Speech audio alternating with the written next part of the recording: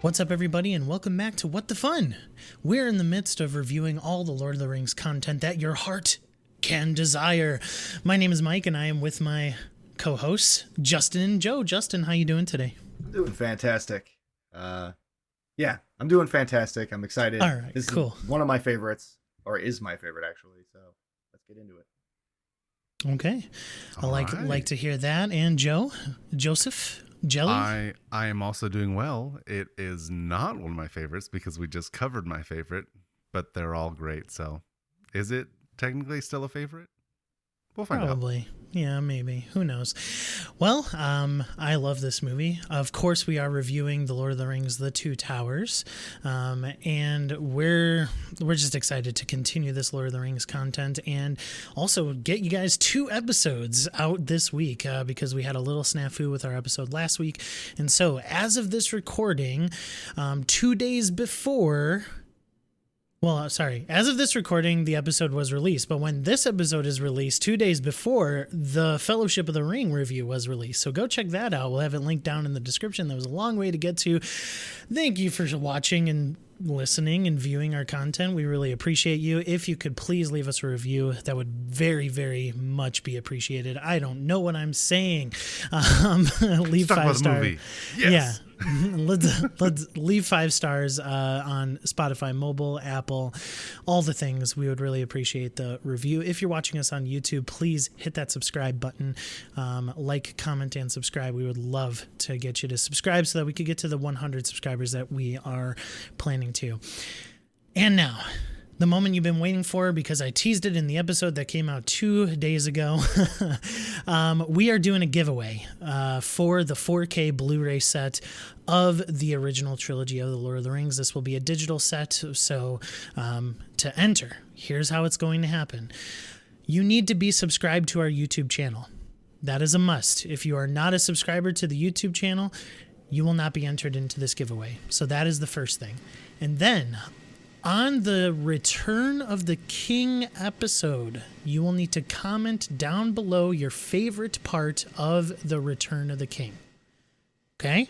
So, you need to be subscribed, and you need to comment below on our YouTube channel on that particular episode, your favorite part of Return of the King. And watch out on our socials. Follow us on Twitter and Facebook at What the Fun Pod, and we'll give you those details again. But remember, sub to the YouTube channel, comment below the Return of the King episode what your favorite moment of the final movie in the trilogy is. That is how you enter. We'll be keeping a tab. We'll remind you next week's episode as well how to enter. And so stay tuned for all that. We're really excited. You guys excited to give away a 4K Blu-ray set? Yeah. How could I not be? They get to enjoy the same content that we just viewed in glorious 4K. Mm-hmm. Oh, yeah. Justin, anything I miss about the giveaway? Right, No, sub that's and it. then comment down below. Yeah, just make sure you're subbed, and then when the Return of the King episode comes out, drops a comment. Let us know what your favorite part of that movie was. Sounds good. Let us know. Okay. Well, cool beans. Let's get into it then. Today we are reviewing The Two Towers, Lord of the Rings, The Two Towers, directed by none other than Peter Jackson again. And, of course, this is based on a book, The Two Towers, Lord of the Rings, J.R.R. Tolkien. Oh, yeah, that one. That was one of Who's those books. Junior R. Tolkien dude? Pretty good author. A bit of a linguist, Oxford grad, So, smart guy. Yeah. Justin? He's got Ronald as his name. Yeah. Ronald McDonald is a big hero of mine, so here's a new one. You have okay. Joe's like, you just Something I didn't compared know Ronald about you, McDonald Justin. to JR. Something I didn't know about you. He's clowning. Okay. Yeah. Yeah. You're funny. It is, of course, starring Elijah Wood still as Frodo, Ian McKellen as Gandalf, Liv Tyler, Viggo Mortensen as Strider, Aragorn, Sean Astin as Samwise. They're all Kate reprising Blanchett. their roles. They're Let's all keep going. here. Calm down. This is the intro But Andy to Serkis. the episode. Seriously. Also reprising his role. Christopher Lee's back. Also Orlando Bloom. reprising. Hugo Weaving. Orlando Hugo Bloom. Weaving. New character Carl Urban is in this. There we go. As Yes. as who? Does anybody remember his name? No idea. Carl. I don't know who the character is. Carl. No, you guys don't remember his name? I don't know who Carl Urban is. Should I know? Carl. that name? He's one of the What? riders, isn't he? He's one of the riders. Is that Billy? Is that Aomer? Billy Butcher? It's From yeah, The Boys? Aaroner. He's in the Boys as well. Also Bones from Star Trek. Shout out There to you Cicero. go. I mean the Star Trek movies, but Spoilers. Yeah. okay, spoilers. Okay, Justin, I'm going to go your way first. This movie came out in December of 2002 on the 19th. $947.5 million at the box office, budget of $94 million. What you got for our spoiler-free review? Well, that's a 10 times increase. That's pretty good right there. Spoiler free. There's a fly bugging me, so if I do some kung fu, people watching, what's going on? Bugging. I get it. Yeah. So this is my favorite of all the Lord of the Rings content that I've been able to receive into my body, and this is by far one of the best. Phrasing. By far one of the best. I don't know why it's not Joe's favorite because there's no eagles in it. I feel like this is one of the few. There are orc dogs though, and there's the Nazgul dragon flying things. So Yeah. let's just say they have also a dragon. also some other side of the coin, I guess, that they could have used. But regardless, no eagles. Phenomenal action, great storytelling, developmental characters, and their plot points just thicken and grow with you. You feel it. And tree ants. Okay, all right, we're good. Very good. Go watch it. Great action film. Regardless if you're into Lord of the Rings, if you jump into this one, it picks up very quickly and it continues that pace throughout. So I enjoyed it, and I agree. you'll enjoy it too. Patent pending time? Yeah, sounds good. Patent pending. Here it is. My spoiler-free review.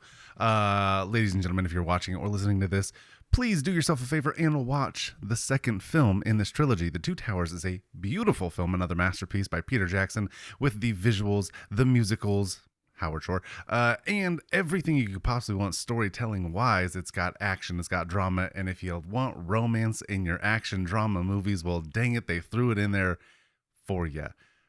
So go ahead and watch it. It's amazing. And you know what? It ends with a freaking bang because there's this giant battle. Wild. You'll love it. Go watch it. Yes, I enjoy that spoiler-free review from both of you guys, and I will echo a lot of those sentiments. Very, very good movie. Joe was being a little sarcastic with the romance stuff, and I sort of agree with him here, at least in this movie. So It's there. we'll see how it's there. Yeah. But yeah, we are going to be hard pressed to even talk ill of this original trilogy. Like we are very much big fans of it. That's why we're giving away a 4K Blu-ray set, because we want just people to have that in their possession. And so we're just super excited to continue this journey. And I love The Two Towers. I don't know if I like it as much as Fellowship, but we'll get into that. I still love The Two Towers a lot. So let's get into it. If you have not seen The Two Towers, again, we forgive you. And please go in and watch that before you listen to the rest of the review, because consider this your official spoiler warning. Hey, you.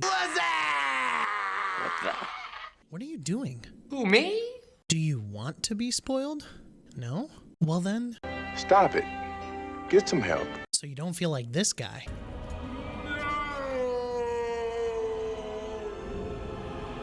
Instead, let it be a surprise. Oh, I like surprises. So go watch the thing before you move on in the podcast, okay? Alrighty then. And that was it. That was the spoiler-free review and your spoiler warning. So, plot. Awakening from a dream of Gandalf fighting the Balrog in Moria, Frodo Baggins and Samwise Gamgee find themselves lost in the Eamon Mule near Mordor, and discover that they are being tracked by Gollum, a former bearer of the One Ring, to rule them all. I think they just hit the nail on the head again with the intro. Like the intro with Gandalf fighting the Balrog, like it was just epic. So Justin, this is your favorite one of the trilogy. I'm gonna go your way first. How'd you like this intro? Yeah, visually, it picked up exactly where the first one dropped off, right? So, God, you get to see what happens. You just, in the first one, the story moves along, and you kind of get that sunken feeling like Gandalf is gone. Gandalf didn't have anything else to say, and he just fell. And this is kind of like your introduction into like, no, he put up a fight. Even while falling, this man is putting up a battle of the ages. And just drops you into the fire, just like a ring should have been done thousands of years before. I feel like this is a way that they just start off running, and like I said, that train doesn't stop. Mm-hmm. Does not stop. Joe, do you like this intro? Yes. It's not my favorite. Like it rubs me a little bit, the wrong way. But for the most part, I liked the intro on the Balrog and the battle. I like that we get to see more of it, obviously. And then it picks up pretty quick with Sam and Frodo in the swamps, or the whatever's the air mule, or yeah, the place. They're somewhere Right before they get the swamps. Yeah. So they are kind of in the mountains. They have departed the Fellowship, right? That's kind of where we left off. And Gollum. Gollum is barely to be seen in Fellowship. He is there, but man, does Gollum take really, I would say, the front stage of the scenes with Samwise and Frodo. And so this is our first introduction to, the true Gollum character. And Justin, I gotta put it to Andy Serkis. Holy cow, is this just like a performance of a lifetime? And then even remembering what I remember of Return of the King, just like in conjunction with that, like Gollum. Yeah. Justin. Yeah, so the character balance that they portray for him is so well done. Directed, scripted. I feel like everything he says holds weight to it. I feel like this opening scene, you see Frodo defending Sam, and Frodo showing some compassion. He even mentions Sting, which is a big heartthrob for anyone who knows what it is. He brings a lot of our heart into it with that character, that character balance. So you've got not only the quotes and not only the emotion that's felt, but the soundtrack on top of it just makes it perfect. You get the echoing 100%. screams of Gollum cutting and fading out. You get so many good details, just like penciled in there to make it so 100%, in my opinion. And like you said, Justin, Frodo does take pity on Gollum after capturing them and allows him to guide them. So, Joe, I want you to touch on this because your favorite character is Samwise Gamgee. Yes, it is. Samwise does not like Gollum. Sam doesn't trust him. And how can you like someone you don't trust, right? It's not that he hates him. He just doesn't trust him. And if you can't trust someone who's ultimately, like, their goal is to get you to the gates of Mordor, like, how do you possibly trust someone like that? Especially when they literally just tried to kill you and take the ring from you, right? Yeah. Like this, we're one day removed from him trying to murder both of them, smash their heads in with rocks. 100%. And he's like, yeah, I'm not going to trust him yet, Frodo. You're being dumb. Like, Yeah. You're stupid. He literally tried to kill us yesterday. And now you're like, nah, he's cool. I trust him. I believe him. Because I called him Smeagol. And now he's got an attitude change. And I trust him now. But kind of going off that, though, I think they did it well throughout the movie where they kind of tried to kind of fixate the relationship between Frodo and Gollum, that they are, in a sense, someone on the same journey. They were both ring bearers. They both have the weight of the ring on their shoulders, even though Gollum is no longer holding it. So I think that. Yeah, exactly. And I think they just did a really good job kind of showing the character development between Frodo and Gollum. Justin, you're nodding your head. You agree? Yeah, I even think back to a little bit further in this, where he snaps at Samwise for the first time. Frodo does, and he says he apologizes obviously right away, but he he also states that he needs to believe that Gollum can change, that he can save Gollum. He has to believe that, because he's thinking of it from his own perspective as well, because he's going to feel like for the rest of his life after, even if he succeeds, he's still going to feel that weight, and he needs to have that hope that he can go back to the way he was. 100%. All right. Aragorn, Legolas, and Gimli pursue a band of Uruk-hai to save their companions Merry and Pippin. Entering the kingdom of Rohan, the Uruk-hai are ambushed by a group of Rohirrim, I believe, allowing the hobbits to escape into Fangorn Forest. So, this was cool. This was kind of a cool chase scene, a little bit of a fight scene you get. The orcs are kind of fighting amongst themselves. And Justin, I know we're going to bring some video games into this because I know you've played this game, but this reminded me of Shadow of Mordor, where in that game, you see the orcs kind of fighting amongst themselves over who is to have power. That's kind of what happens here. Yeah, I completely agree. And not only that, but in this sense, we know that there are two friendlies that are much smaller than orcs and cannot defend themselves in the midst of this little bickering war.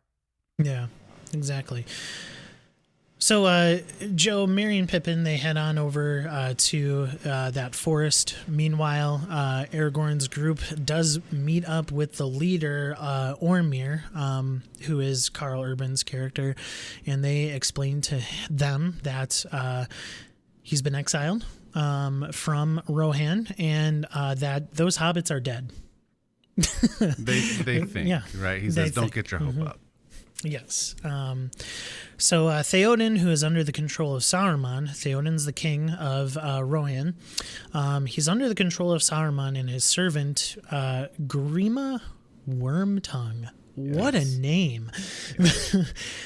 Joe, does this guy kind of reminds me of that little creepy guy from The Hobbit who was the Lake City Alfred. Yes. How could I forget? He's a parallel of Alfred. The difference here is Wormtongue is actually a bit of a magician, right? He has a little bit of power, and I think that's imbued in him by Saruman. It's not his own power, but he has Saruman's power that he kind of uses.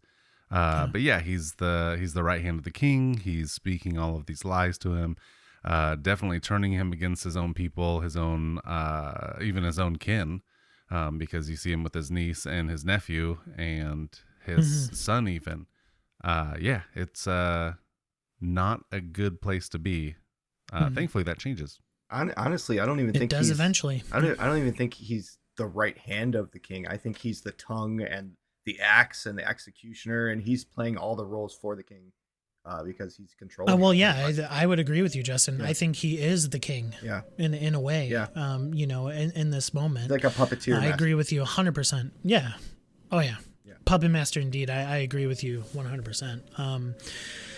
Ormir again believes that Merry and Pippin were killed during that raid, but they end up going to search for the hobbits and Aragorn, who is a master ranger and hunter. Yeah, amazing this right now. My favorite character. Yeah, Justin, kind of explain this scene a little bit.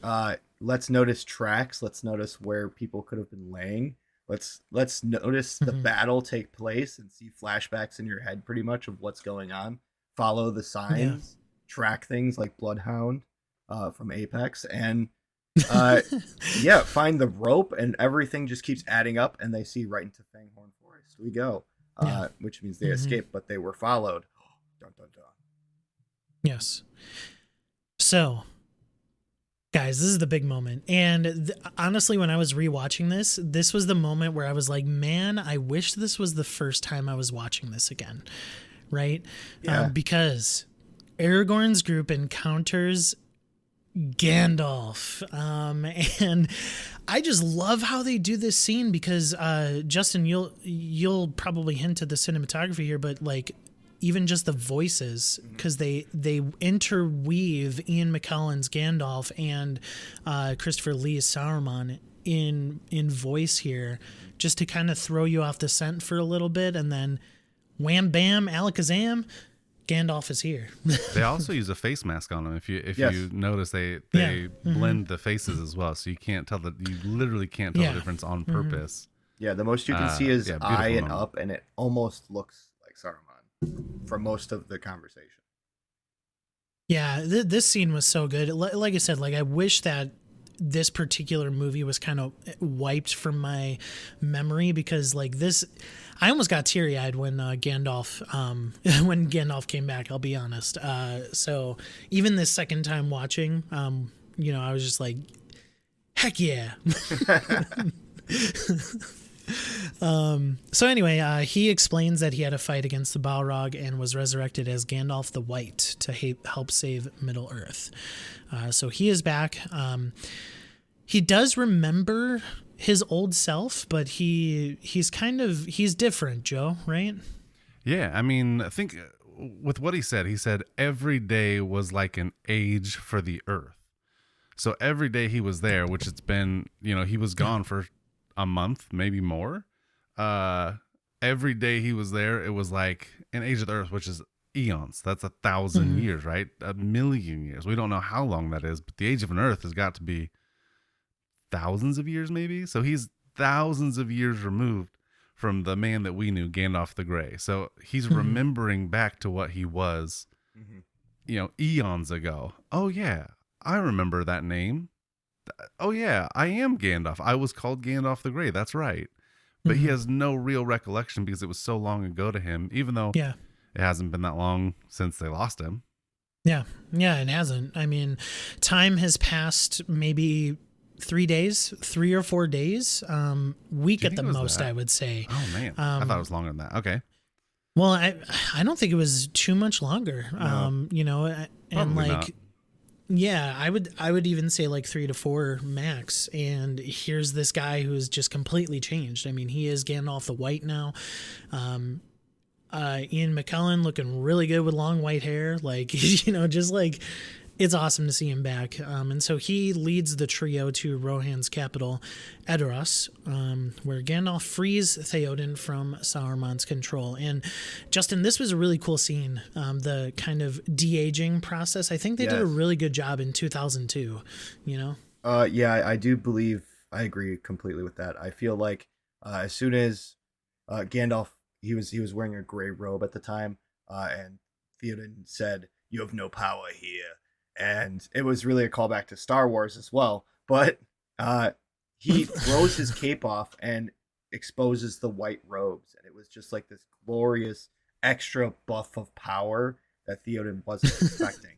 And it just like blasts him into oblivion up against the chair and de-ages him back to the non-evil sense of the shell he was living in. Yeah. Agree. Aragorn stops Theoden from executing Wormtongue, who flees.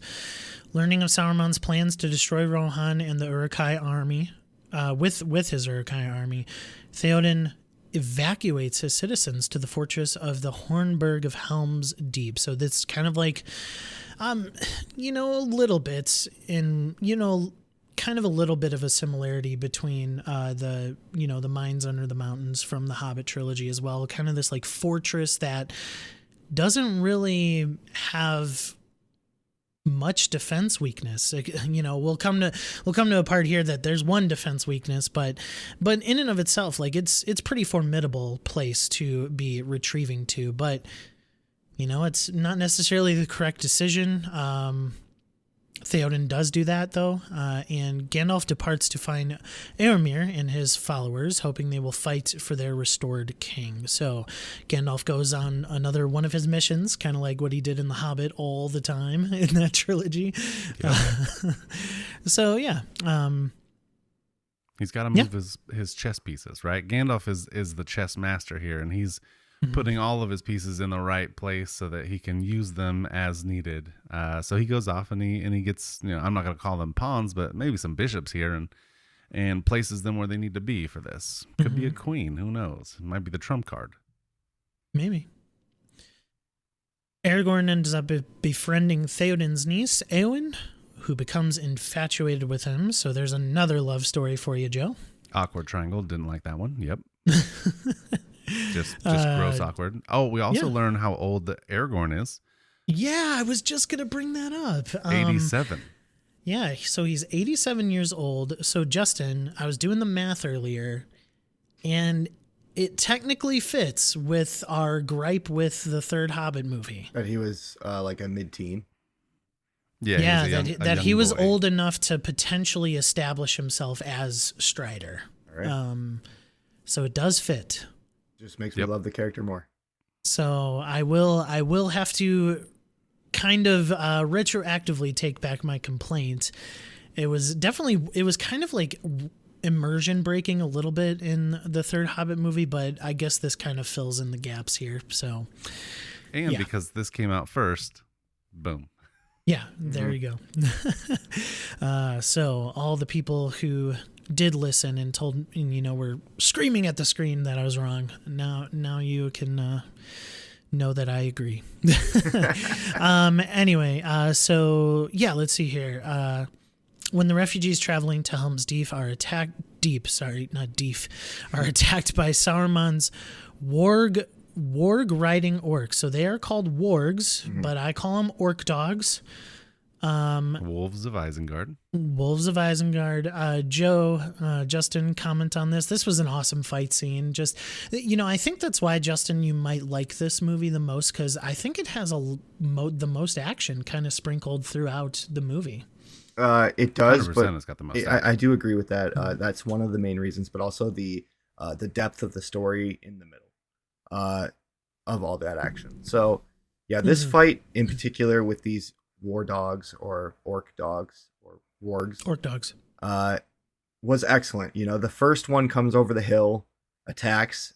Legolas just takes it out, no problem, and they look at it and they're like, a scout, and then all hell breaks loose. They're into the thick of it at that point.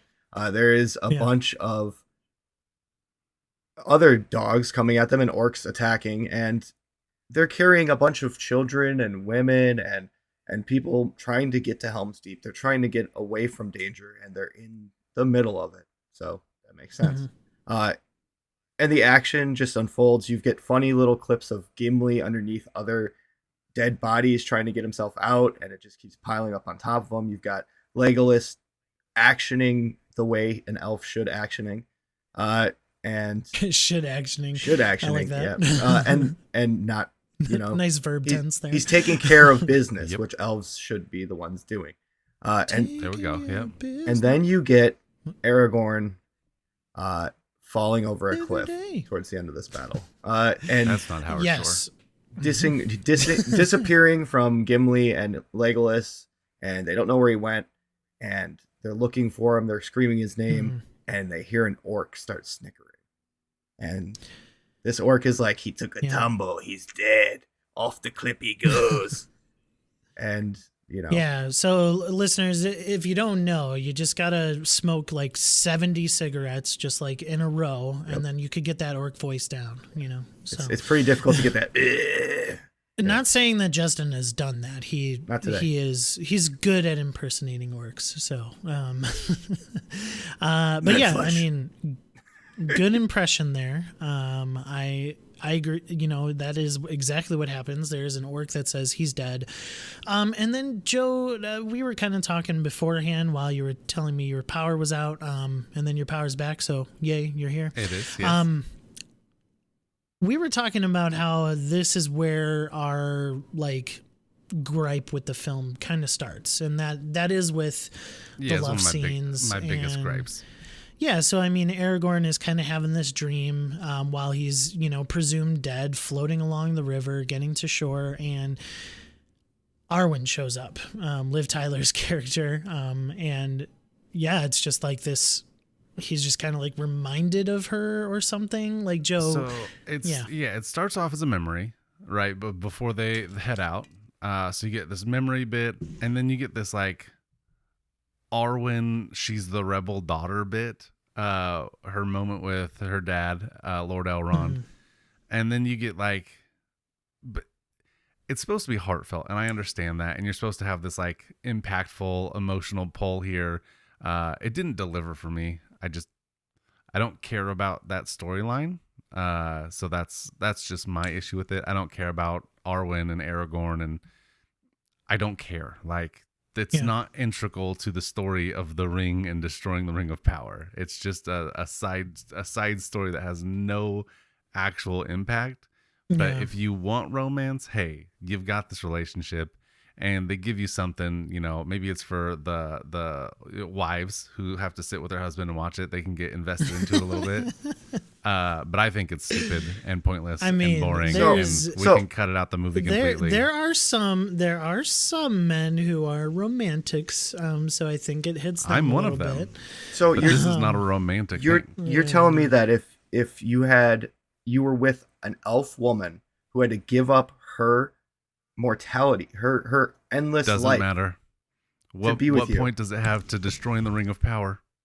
At that point, it wasn't about the Ring of Power. It was about the relationship, and she had to choose to go. Which doesn't matter, because this is a story about a Ring of Power and destroying it. Not about Aragorn and his love life, because I don't care. Strider could be celibate the rest of his life. Doesn't I matter. feel like he needs to get the ring. I feel to like Mordor this part and where boom, throw it in the fire. Where he was floating down the river was to give him hope as well. He felt lost. He felt despaired.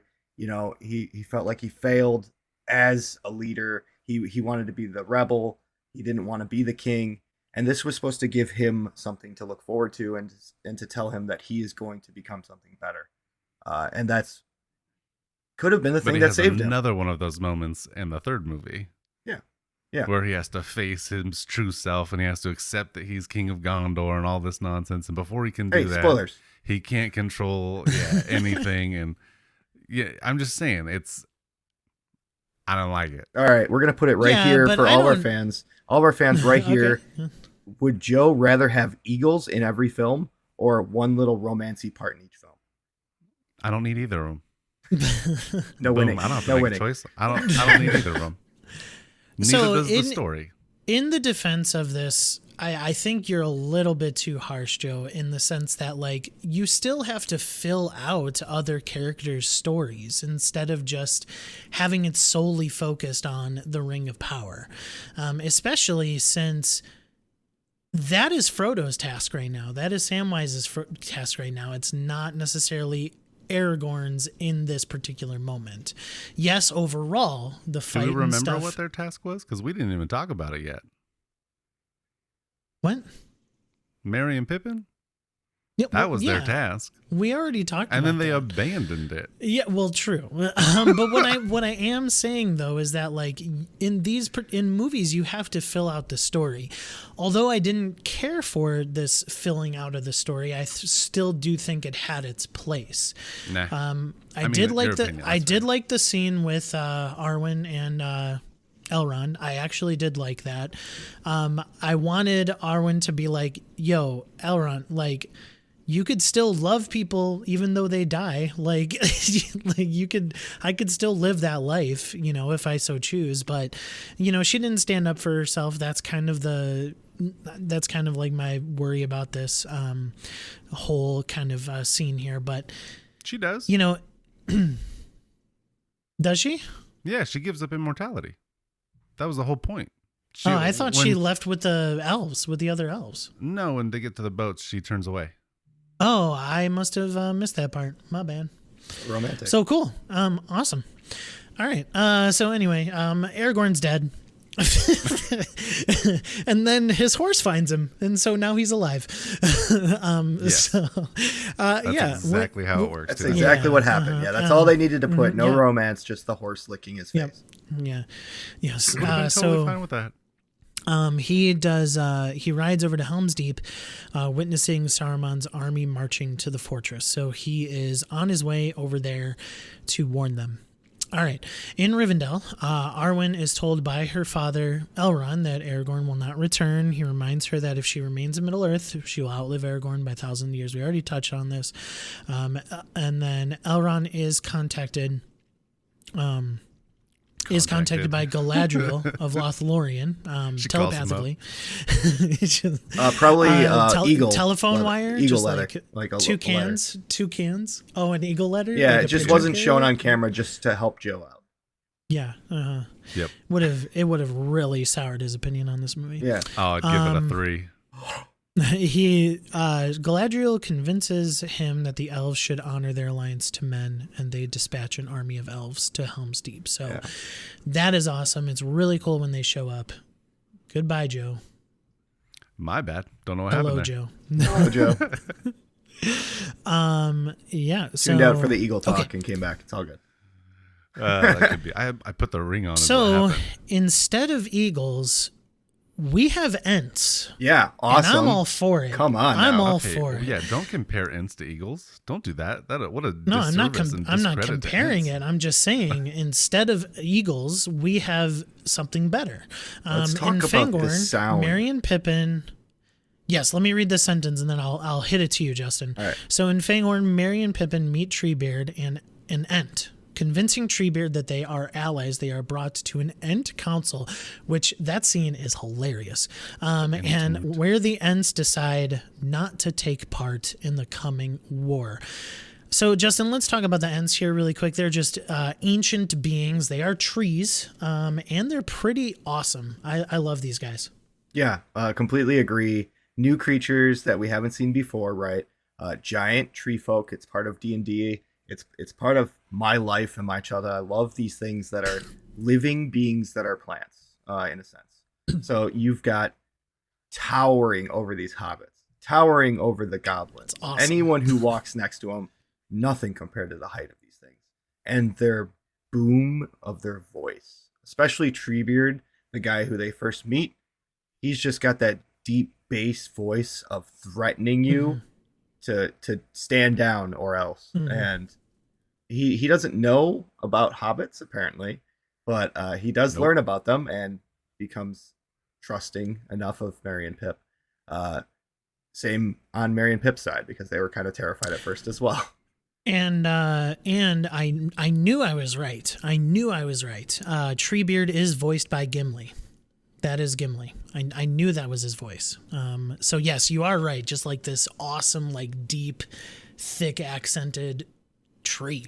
It was awesome. Yeah, it was good. Loved it. Joe, what is your thought on the Ents? I love the Ents. They're amazing. They're great. A lot of people take issue up with Ents. They didn't like them. They thought they were boring, dumb, pointless, things like that. I remember that being the talk a long time ago, right? When the movie came out. But I love them. I've loved them since I read about them in the books.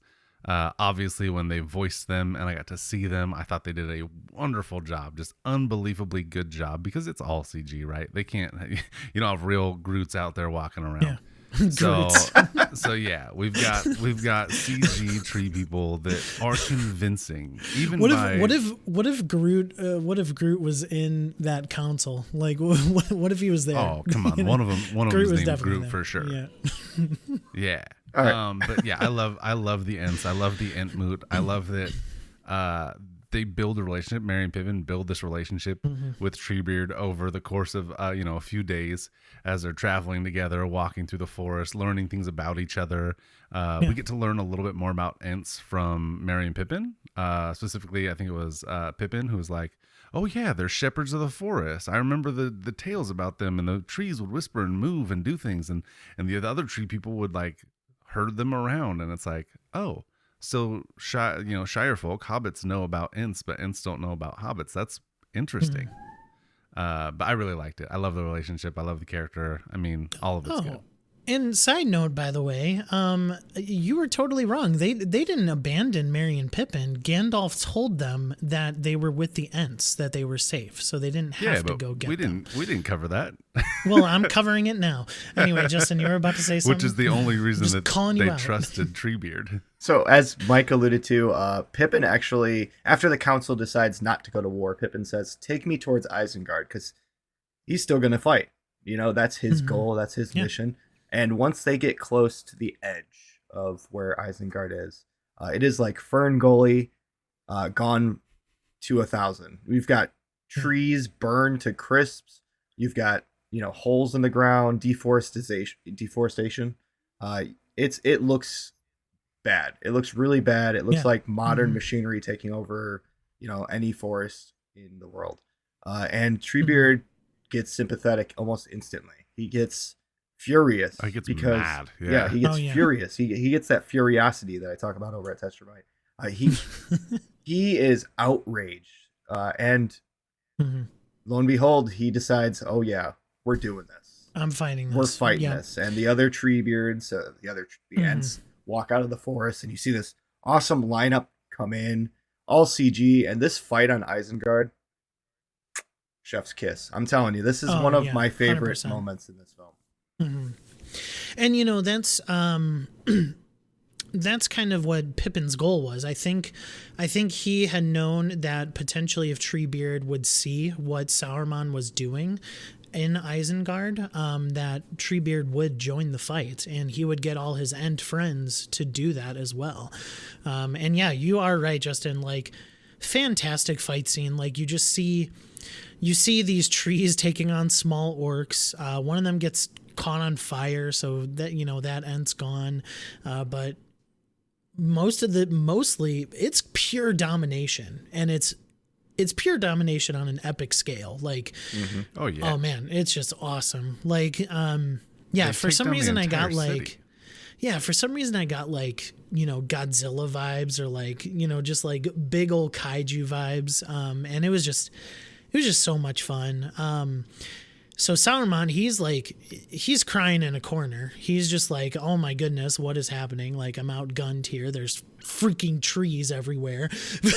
He's like, I was not expecting the trees down this. and the trees fought back. Yeah, exactly. And so You get that he's quote kind of now up in his too. tower. That "release the river" quote, and Yeah. Mhm. and then they take the dam down, and water floods the entire area. All the caves, all of the stuff they were working on in that first movie is flooded, and Saruman is in the middle of water, up on his tower, stranded.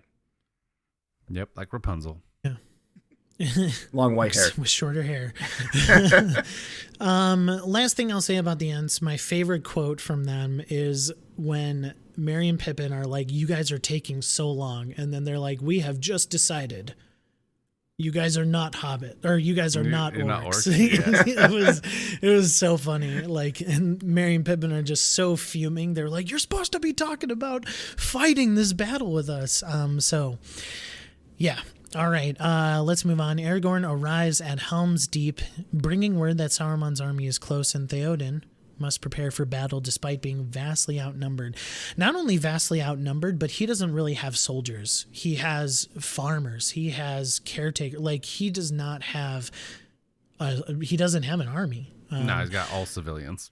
Yeah. So, thankfully, the army of elves from Lothlorien do end up arriving. So some, you know, whatever they were doing, praying to the gods there, something was answered. And so, yeah, the elves show up, and the battle ensues. And I mean, this might be the better battle if the Ent one didn't exist, but man, this was super awesome.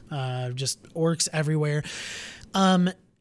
The one thing that I do want to kind of start this conversation on with is my favorite part of this movie, besides all the Gollum scenes, is the relationship that Legolas and Gimli are building. Like, I just love their banter back and forth within this fight. Joe, you got something on that? It's an epic bromance, right? And it's been brewing since the first movie. Where there's this utter hatred between the two because Legolas is an elf and Gimli's a dwarf, and, you know, by nature they just have to hate each other. But as they move forward as the Fellowship, from even in the first movie, you see this relationship grow and this bond start, and it only strengthens through this one, right? As they're chasing the Uruk-hai across the plains and everything, the fields of Rohan, and you start to see more and more banter and more like funny stuff between the two of them. Oh, if I do this, we're gonna visit the woods, and you have to come visit the mines and all the caves and these, and you get this beautiful relationship. And it comes to fruition here, right? Where they have this hardy competition of how many enemies they can kill. It's so well done. It takes a very serious moment and adds some humor. Just to elevate it a bit. And I know it's at the end of all this, but I'm just gonna bring it up. Like when Gimli's sitting on one of the orcs with his axe in the head, and he said, "I have 43," and Legolas, "I have 42," and then that orc twitches, and Legolas shoots him, and it's like, "I have 43," and he's like, "That's the orc that I was sitting on. He's dead." That's still my just kill. good stuff. Yeah. So Justin, take us into this battle a little bit. Like, just some awesome kind of like cool set pieces of like the ladders falling on the wall and everything. Yeah, So. Helm's Deep is, think of it like a mountain or a cliff, a giant cliff with a city perched up against it. So there's rings of the city that get taller towards the edge of the mountain. So you have to go through the front rings to get to the central of the city. So the people in the city, which they keep cutting to, are moving further and deeper into the city, protecting themselves. Think of it as like walls, lots of walls upon more walls. And you've got enemies coming up on the sides with ladders, giant orcs wheeling in, the cinematic qualities of this fight there's no other better fight, in my opinion, for cinematography presence. You've got all of that action and the orcs just forcing their ways against the doors in the city as Legolas and Gimli are just fighting outside with all of their help. I feel like it was a long fight, but it kept you wanting more somehow. It was well paced. Yes. It was well paced. Yes. And I think I think Marvel might have actually stole from them a little bit, because I feel like they threw in those little comical elements to keep you into it throughout, which helped with the pacing a lot. And that's what Marvel does with a lot of their films now. So I definitely think that Lord of the Rings started it all, for sure. Oh, yeah, 100%. The Uruk-hai breach the outer wall with explosives, where, and this actually harkens back to Wormtongue, who is giving Saruman basically the outline of Helm's Deep. Like here's the infrastructure. There's one place where you could blow it up and it would crumble the wall. And so Saruman obviously gives that information over to his orc army, and they do that. They explode underneath. There's a charge of orcs through that gap to kind of breach into Helm's Deep. And they do end up killing the elves commander Haldir from Fellowship of the Ring. He was there. He was the one that kind of captured Frodo and Sam on their journey to bring him to that fly. I've been seeing it. It's coming to see, he wants to see about the two towers. Yeah. So the defenders retreat into the keep, where Aragorn convinces Theoden to meet Uruk-hai in one last charge. Where did all those horses come from? Like there was one scene where Aragorn was like, let's ride out once, but there's like no horses in the background whatsoever, and then bam, cuts, all of them are on horses. I was like, that was just awkward. They pulled them out the stalls in the mountain. I don't even know, dude. Like, they were on those so fast. It's like Barry Allen was back there bringing the horses to them. Maybe he was. Maybe this is a crossover we didn't know we had. Anyway, so they do go through one last charge, but fortunately, this is the part where it hits dawn. Gandalf, on the fifth day, Gandalf had given them a hint back when he was with them that he would be back on the dawn of the fifth day with people to defeat the orcs. And look to the east. Lo and behold, they look to the east where the sun is dawning, rising, and Gandalf and Oromir, Karl Urban's character, arrive with Rohirrim, turning the tides of the battle. So all these, there's a lot of riders on horses. They go down this mountain and they defeat the orcs. The battle is won. You kind of see Gandalf having a little smile while he's fighting them. He's just like, yeah, I'm having a good time, Justin. Yeah, he's a bamf. Yeah. You thought there was horses coming out of the city, right? Here come the horses over the hill. That's a steep hill too, man. I'm surprised like one horse did just from the back just didn't like tumble over and then just like cut lose the battle. Shot it again. Shoot it again. Cut. I'm sure there was something. Peter Jackson had a field day that day. Not as much as in the third Anyway. film. We'll get to that. Yes, we will. So the surviving Uruk-hai flee into Faghorn Forest and are killed by the Ents. This was awesome too. Like there's no escaping. They fully win the day. Orcs are taken care of. Gandalf warns that Sauron will retaliate, and this is basically the sort of the end of the film. But we have not talked about the intertwining of the Frodo and Sam scene. So here we go. Gollum leads Frodo and Sam through the dead marshes to the Black Gate. I thought this was a cool scene. Kind of reminded me of like Hercules, like the Disney movie when Hercules is like going into the Sea of the Dead to get the princess. After Meg. So after May, like that was kind of cool. And they do get to the Black Gate. Now, Justin, this Black Gate, pretty formidable. It's huge. And as they get towards it, or they peek over the steep rock cliff at it, you see it start to open, like as if it was calling to them to open. Right? Mm-hmm. If he knew that the ring was closed, and come on in, welcome to my house. This is my crib. No, this is like MTV Cribs. Yeah, MTV Mordor Cribs. These giant orcs crank these giant levers, and an army or a troop, more like a troop, walks into the Black Gates. And at this time, Samwise, he's a klutz. He slips and goes sliding down the mountain. And he does not slip. The rock falls down. Because he's too fat, because he's a stupid fat hobbitses. So the stupid fat hobbitses. Stupid fat hobbitses. Stick him in the stew. So he goes shifting Joe, down. what are you doing? He goes shifting down the mountain and the rock side. And guess what? Frodo goes to save him. Of course, Frodo goes bolting. And you see him running like...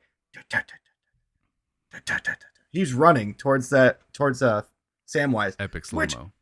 Which is fully wasted up in the rocks. Somehow he got engulfed in rocks, and someone notices. One of the troop people see the smoke come off the mountain, and then we get to see. I know Jelly. You know the name of this thing, but the cape from the elves. What is it called? It's just a cape. Okay. The cape from the elves, that's not the invisibility cape from Harry Potter. Epic fail. He throws it over both of them, and somehow they Metal Gear Solid their way out of this, because this cape looks like a rock, and it has properties, you right? can literally it's elven magic. Yeah, so you can literally see cape of camouflage, because the camera takes a point underneath inside with them, and you see the feet of this paratroop person, and they're just standing there. And then they're just like, okay, we're going to walk away. And then it shows the cut from outside, and it looks like a rough rock. Sure. He doesn't wait very long to uncover. Maybe it's very heavy and they can't breathe under it. I don't know. But he pulls it out and saves Sam. And then they proceed to try and run through the Black Gates. But Gollum, or Smeagol in this case, pull them both back multiple times. Yeah. And divulge or tell them about the plan that there is another way into Mordor.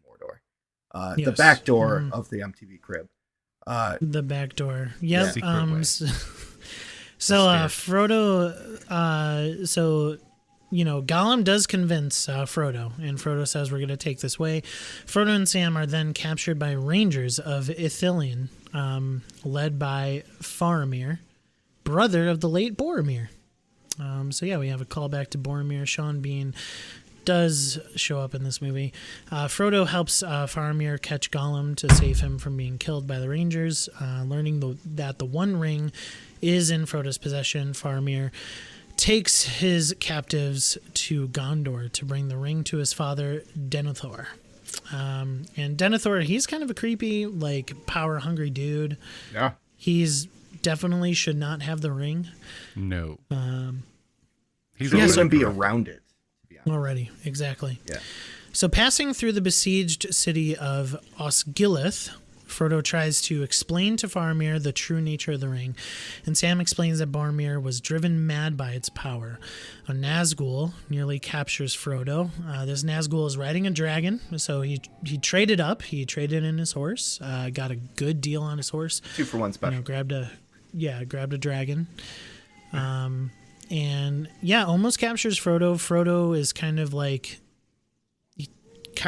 gives himself up to... The ring is so powerful at this point. The power of that ring is so powerful that it's calling to put it on or to give it up. Frodo has no choice in the matter at this point. No choice. You're right. Taking over his entire body, taking over his breathing. And it's done so well that it makes you feel almost impacted by it yourself, because it hits you with the bass as well. It hits you with that slowed breathing and the gasping for life. As if I give this up, if I do what I'm told, then I'm gonna live. And they do it really well. Peter Jackson, wow, at this. But Joe, your boy Sam ends up saving him and just always tackles there. him. Yeah, He's always there. he is Ever always there. present. Such a great friend. Always doing the right thing. Yeah. Reminds him that they are fighting for the good still left in Middle Earth, and this is a fantastic monologue. This is just great dialogue. Yeah, just awesome scenery here. Just seeing Sam just speak the truth, that there's still good in this world that is worth fighting for. So impressed by Frodo's resolve, Faramir releases them. Gollum decides that he will end up betraying Frodo and reclaim the ring by leading the group to Her upon arriving to Cirith Ungol. And Her is something we'll get to next movie. And so this has been The Two Towers. This has been our review. Thank you guys for sticking it with us. Let's get our ratings here. Joe, out of 5, what are you giving Lord of the Rings The Two Towers? It gets a 4. Which is still 4. It's still great. Means great on our scale. Yep. Yes. But it is not a 5. It is not as good as the first one for me. There are things in the story that I just didn't like, although it does have some of the best moments for my boy Sam. Yeah. They're just not quite redemptive enough. Justin, I'm assuming it's a 5. You would assume possibly correct. So what makes a good movie for me, right? A little bit of everything. Comedy, romance, action, drama, suspense. This movie covers all those bases tenfold. I feel like this deserves a 5, if not more. It's a must-watch. It is my favorite, and it could be yours if you can get through the little romantic stuff. And it could be yours. Yeah, it could be yours. Next episode. But wait, there's more. Yeah, no, 5 for sure. Must watch for sure. Okay, I can second that too. It is a must watch. it is definitely a must watch. So in our talk, and Justin, you kind of convinced me, because I was leaning 4 as well, because I really didn't like that Aragorn stuff, kind of in the middle. But Justin, you kind of convinced me to sneak it up to that 5. So I'm going to give it a 5. And this just will show that Return of the King is going to be a 5 for me as well, because it is my favorite of the trilogy. So we will get to that next week. Two Towers is awesome. Again, I echo these guys' sentiment. It is a must watch. Every single part of this movie is just fits and weaves into everything else, into the ultimate story, and it does so brilliantly. To Sauron and his whiny butt up in the tower after the ends to it, all the way to Frodo and Sam about to be betrayed by Gollum. This is awesome. It is such a good second part to a trilogy, and I can't wait for us to watch Return of the King and talk about it next week. So, just a reminder, we are doing a giveaway for Lord of the Rings 4K Blu-ray set.